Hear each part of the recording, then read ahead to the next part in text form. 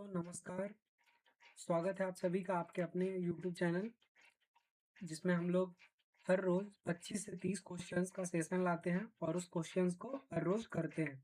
ठीक है, तो स्टार्ट करते हैं हम लोग अपना पहला क्वेश्चन। ठीक है, ये जो क्वेश्चंस मैं करवाऊंगा ये एसएससी में सीएचएसएल, जीडी, सीजीएल वगैरह सभी के लिए इंपॉर्टेंट है। ठीक है, मतलब किसी भी एग्जाम के लिए इंपॉर्टेंट होगा।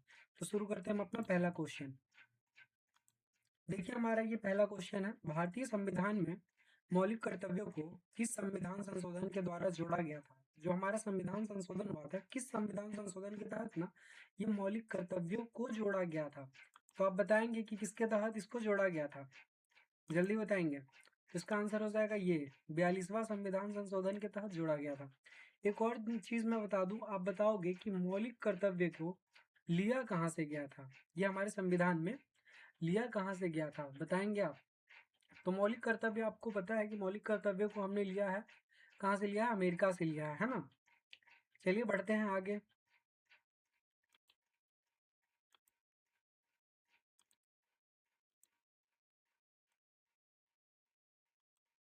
ये हमारा क्वेश्चन नंबर 2, निम्नलिखित में से किस नदी को बिहार की शोक नदी कही जाती है, बताएंगे आप। निम्नलिखित में से किस नदी को बिहार की शोक नदी कही जाती है, ये सबसे इंपॉर्टेंट है। तो ये सभी को पता है कि बिहार की शोक नदी जो हो जाती है वो हो जाती है कोसी। बिहार की शोक नदी हो जाती है कोसी हो जाती है ना। बिहार की जो शोक नदी है वो कोसी हो जाती है। देखिए मैं सारे क्वेश्चन ऐसे करवाऊंगा कि आपको याद हो जाए यहीं पे। ठीक है, आपको याद हो जाए यहीं पे। अब हम देखते हैं तीसरा नंबर हमारा क्वेश्चन क्या हो जाएगा। अकबर के शासनकाल में, क्या है, अकबर के शासनकाल में दल साला बंदोबस्त किससे संबंधित थी। दस साला बंदोबस्त किससे संबंधित थी। तो आप इसका आंसर करेंगे, क्या हो जाएगा, किससे संबंधित थी, जल्दी बताएंगे आप। किससे संबंधित थी, तो ये हो जाएगा भूमि राजस्व से संबंधित थी। किससे संबंधित थी, भूमि राजस्व। ये जो हमारा आंसर है ना, भूमि राजस्व, इससे संबंधित थी। ठीक है, चलिए बढ़ते हैं नेक्स्ट क्वेश्चन की तरफ। चौथा नंबर क्वेश्चन हमारा क्या बोल रहा है, देखिए आप लोग ध्यान देंगे। भारतीय रिजर्व बैंक की स्थापना किस वर्ष हुई थी। भारतीय रिजर्व बैंक बोले तो आरबीआई की स्थापना कब हुई। तो जहां तक मुझे पता है और आप सभी को पता होना चाहिए कि ये बचपन वाला क्वेश्चन है। इसका स्थापना हुआ था 1935 में। कब हुआ था, 1935 में हुआ था। क्लियर, बढ़ते हैं हम लोग नेक्स्ट क्वेश्चन के आगे। हाँ आपको मैं बता दूं, एसबीआई किसका, एसबीआई का जो स्थापना दिवस है वो कब है, वो स्थापना कब हुआ था, 1955 में हुआ था। है ना, मेरा माउस थोड़ा सही से काम नहीं कर रहा है जिस कारण मैं लिख नहीं पा रहा हूँ, है ना। 1955 में हुआ था, तो याद कर लेंगे इन सब चीज़ों का। ठीक है, हम बढ़ते हैं नेक्स्ट क्वेश्चन की तरफ आगे।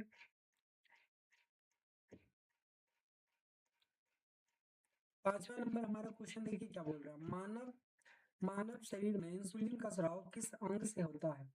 मानव शरीर में इंसुलिन का स्राव किस अंग से होता है। तो आप सभी को पता है कि मानव शरीर में इंसुलिन का स्राव किससे होता है, अग्नाशय। अग्नाशय बोले तो पेनक्रियाज से होता है ना। तो आप बताएंगे इंसुलिन की कमी से कौन सी रोग होती है हमें। इंसुलिन इंसुलिन की कमी से कौन सी रोग होती है हमें, जल्दी बताएंगे। तो होता है मधुमेह। कौन सी रोग होती है, मधुमेह। है ना, मैं सही से लिख नहीं पा रहा हूँ लेकिन आप लोग समझ जाएंगे कि मधुमेह रोग होती है। क्लियर, ठीक है, बढ़ते हैं नेक्स्ट क्वेश्चन की तरफ। देखिए छठा नंबर क्वेश्चन क्या बोल रहा है हमारा। भारत में हरित क्रांति के जनक के रूप में किसे जाना जाता है। भारत में हरित क्रांति के जनक किसे जाना जाता है, बताएंगे। तो इसका हो जाएगा एम एस स्वामीनाथन। कौन हो जाएंगे, एम एस स्वामीनाथन। कौन हो जाएंगे, एम एस स्वामीनाथन हो जाएंगे। ठीक है, और अगर पूरे विश्व में माने हरित क्रांति के जनक तो हो जाएंगे नॉर्मन बोरलॉग। नॉर्मन बोरलॉग, ठीक है। और ये जो वर्गीज कुरियन है ये दुग्ध क्रांति से संबंधित है। वर्गीज कुरियन जो है ये दुग्ध क्रांति से संबंधित है। आप सभी को पता है दुग्ध क्रांति है ना, मिल्क मिल्क क्रांति, दुग्ध क्रांति, उससे संबंधित है ये। कौन, वर्गीज कुरियन, डॉक्टर वर्गीज कुरियन, उससे संबंधित है। क्लियर, बढ़ते हैं नेक्स्ट क्वेश्चन की तरफ हम।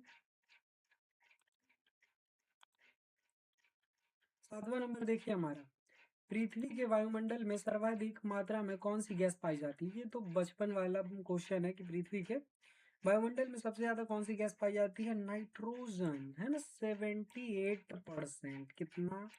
78% पाया जाता है, ठीक है ना। और अगर उसके बाद ऑक्सीजन का बात किया जाए तो ऑक्सीजन हो जाता है हमारा 21%। ऑक्सीजन कितना हो जाता है? 21% O2 पाया जाता है। क्लियर? सही है। बढ़ते हैं हम लोग आगे। 8वां नंबर क्वेश्चन देखिए। मौर्य साम्राज्य की राजधानी थी, मौर्य साम्राज्य की राजधानी कहाँ थी? ये तो सबसे इजी क्वेश्चन है, हर किसी को पता होना चाहिए कि मौर्य साम्राज्य की राजधानी कहाँ थी? पाटलिपुत्रा थी। मौर्य साम्राज्य के संस्थापक आप बताएंगे, मौर्य साम्राज्य के संस्थापक आप बताएंगे हमें। मौर्य साम्राज्य के जो संस्थापक है ना, उसको आप बताएंगे हमें, ठीक है। चलिए बढ़ते हैं आगे।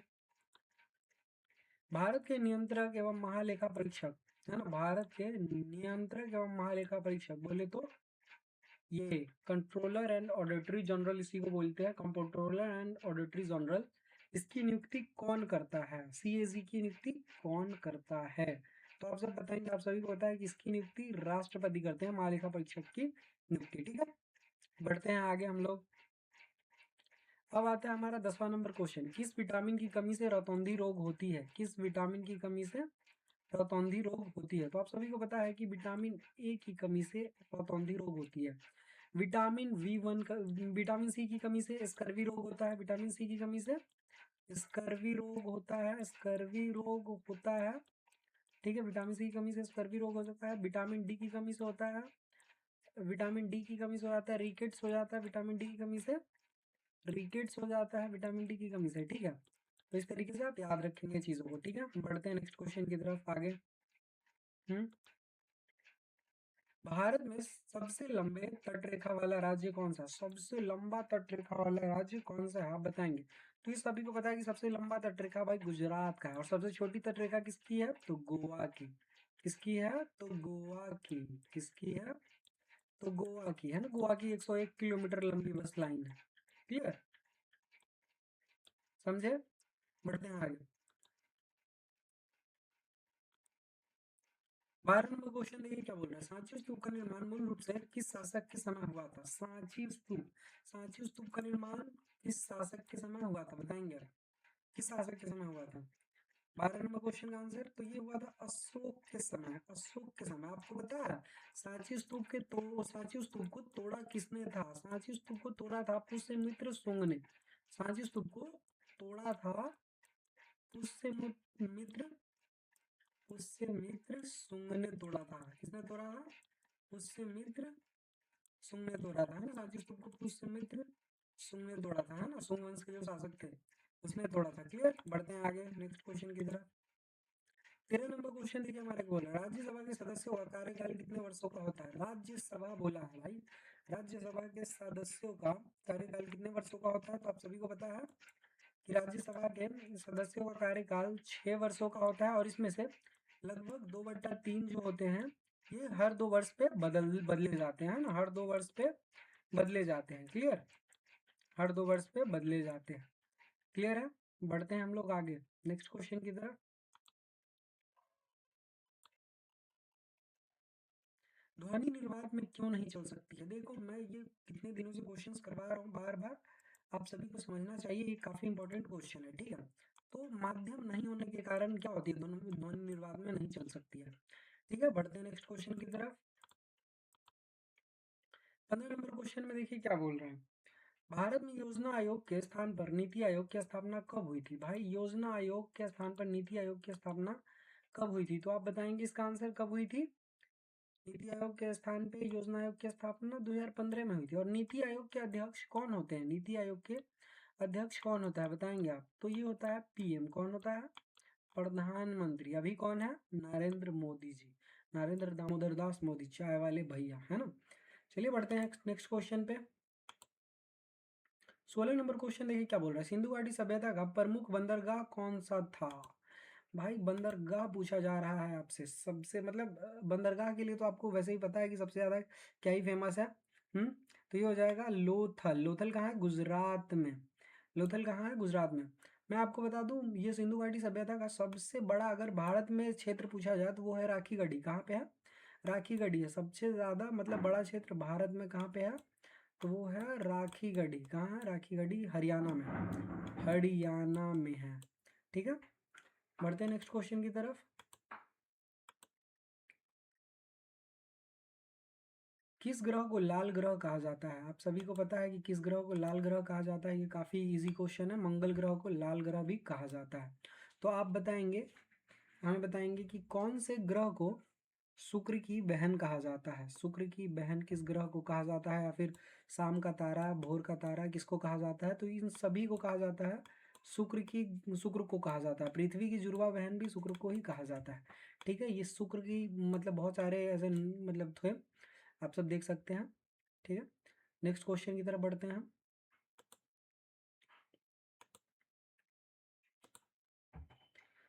नेक्स्ट क्वेश्चन है हमारा 18 नंबर। देखिए इसमें क्या बोलता है। संविधान की प्रस्तावना में समाजवादी और पंथ निरपेक्ष शब्द जो है किस संविधान संशोधन के तहत जोड़ेगा? देखो इस क्वेश्चन को मैं अभी तक जितने एग्जाम्स दिया हूँ ना, लगभग उसमें मतलब 2-3 एग्जाम में तो लगातार ही मुझे ये क्वेश्चन दिखे हैं। ठीक है, तो आप बताएंगे ये कब जोड़ा गया था? समाजवादी पंथ निरपेक्ष, आपको मैं याद करवा दूँ, सपा बोले तो, सपा याद करवा दूँ, सपा बोले तो समाजवादी, पंथ निरपेक्ष और अखंडता, ये तीनों हमारा जोड़ा गया था। कब जोड़ा गया था? ये तीनों हमारा जोड़ा गया था 42वां संविधान संशोधन के तहत। ठीक है, तो इस चीज को याद रखेंगे, सपा को याद रखेंगे, समाजवादी, पंथ निरपेक्ष और अखंडता। क्लियर, बढ़ते हैं नेक्स्ट क्वेश्चन की तरफ। 19 नंबर क्वेश्चन देखिए हमारा क्या बोल रहा है। 19 नंबर क्वेश्चन हमारा कहता है कि भारत में राष्ट्रीय आय का अनुमान वर्तमान में कौन सी संस्था जारी करती है? भाई वर्तमान में कौन सी संस्था जारी करती है? काफी इजी क्वेश्चन है। देखिए इसका हो जाएगा आंसर एनएसओ, है ना, एनएसओ हो जाएगा। क्लियर है, एनएसओ हो जाएगा, नेशनल सांख्यिकी करके कुछ होता है इसका। ठीक है, ये हो जाएगा क्लियर। बढ़ते हैं आगे हम लोग नेक्स्ट क्वेश्चन की तरफ। 20 नंबर क्वेश्चन में देखिए क्या बोल रहा है। पानी का अधिकतम घनत्व किस तापमान पर होता है? देखिए पानी का घनत्व अधिकतम तापमान पर बोला है, किस तापमान पर अधिकतम घनत्व होगा? तो ये सबको पता होना चाहिए कि 4 डिग्री सी पर होता है। पानी का अधिकतम घनत्व पूछा है, घनत्व पूछा है, याद रखिएगा। क्वथनांक नहीं पूछ दिया। अगर क्वथनांक पूछेगा तो ये हो जाएगा।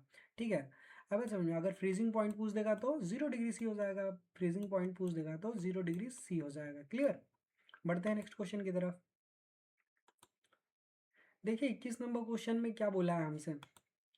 21 नंबर क्वेश्चन बोलता है प्रकाश संश्लेषण में पौधे मुख्यतः किस गैस का उपयोग करते हैं? भाई आपको पता है कि प्रकाश संश्लेषण में क्या क्या उत्पाद बनता है, ये सब बताएंगे आप। तो प्रकाश संश्लेषण में किस किस गैस का उपयोग करते हैं पौधे, बताएंगे। तो सभी को पता है भाई, वो कार्बन डाइऑक्साइड लेता है तब जा करके ऑक्सीजन देता है ना।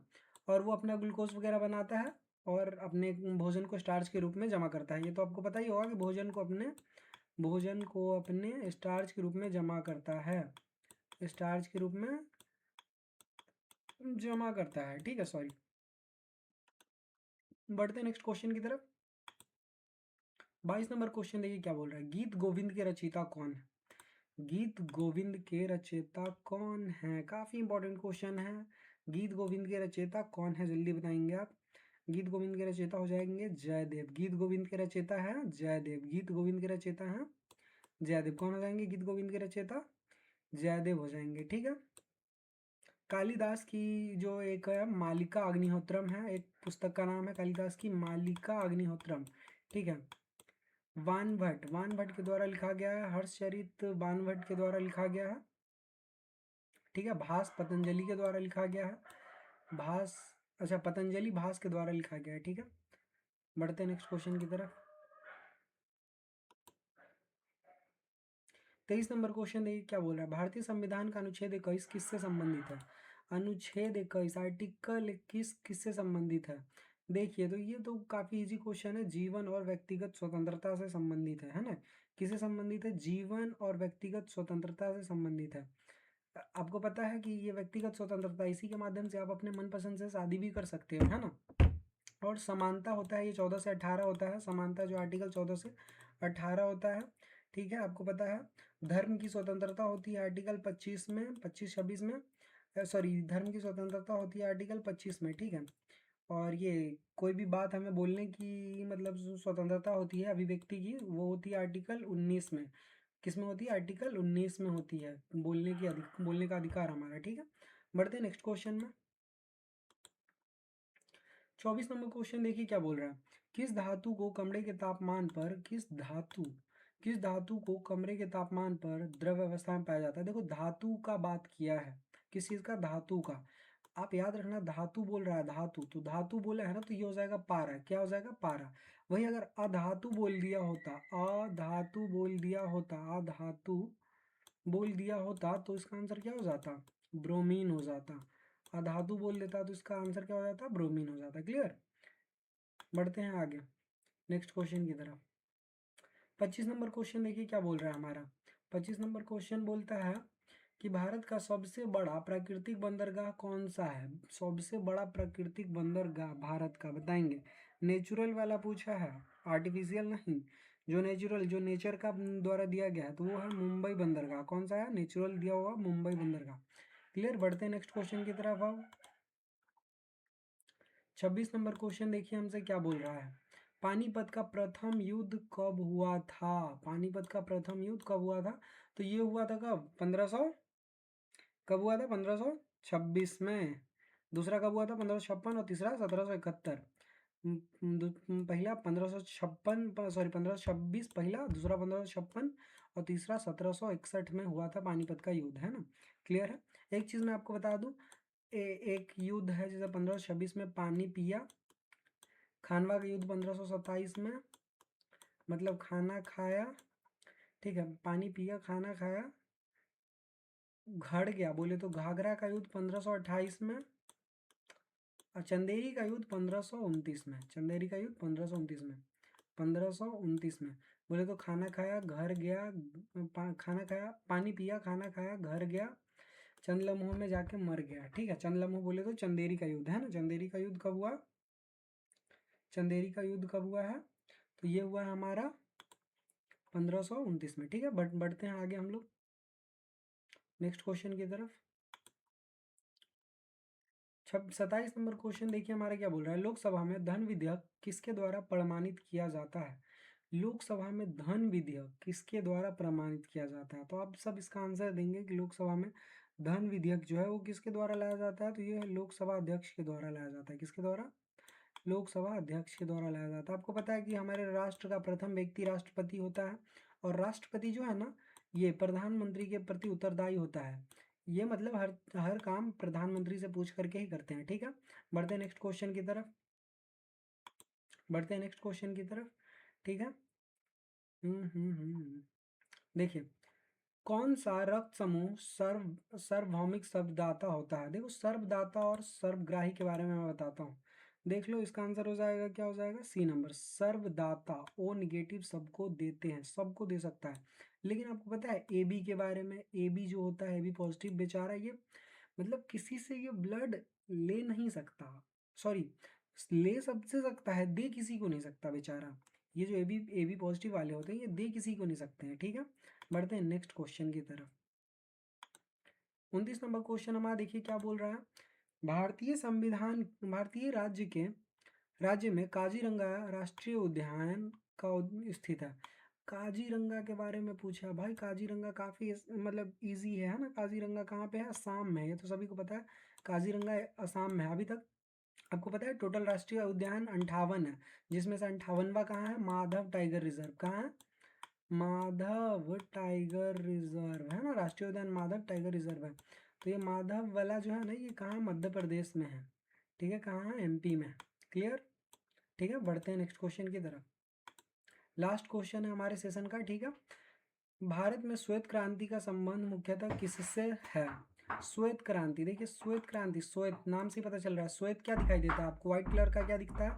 दूध ना। और भारत में ये जो क्या बोलते हैं, हरित क्रांति के जनक तो आपको पता है कि एम.एस. स्वामीनाथन थे। जबकि दुग्ध उत्पादन के मतलब या फिर दूध क्रांति से संबंधित क्या था? यही था श्वेत क्रांति। ठीक है, दूध उत्पादन से संबंधित था। ठीक है, मिलते हैं नेक्स्ट वीडियो में। हमारा आज का सेशन समाप्त हो चुका है। ठीक है, धन्यवाद इतने क्वेश्चन तक जुड़ने के लिए। लेकिन हाँ, आप सभी लोग चैनल को जरूर सब्सक्राइब करें। हाँ, और वीडियो इन्फॉर्मेटिव लगे तो हमारे चैनल को शेयर भी करें। ठीक है, बढ़ते हैं आगे की ओर, मिलते हैं नेक्स्ट क्लास में। धन्यवाद।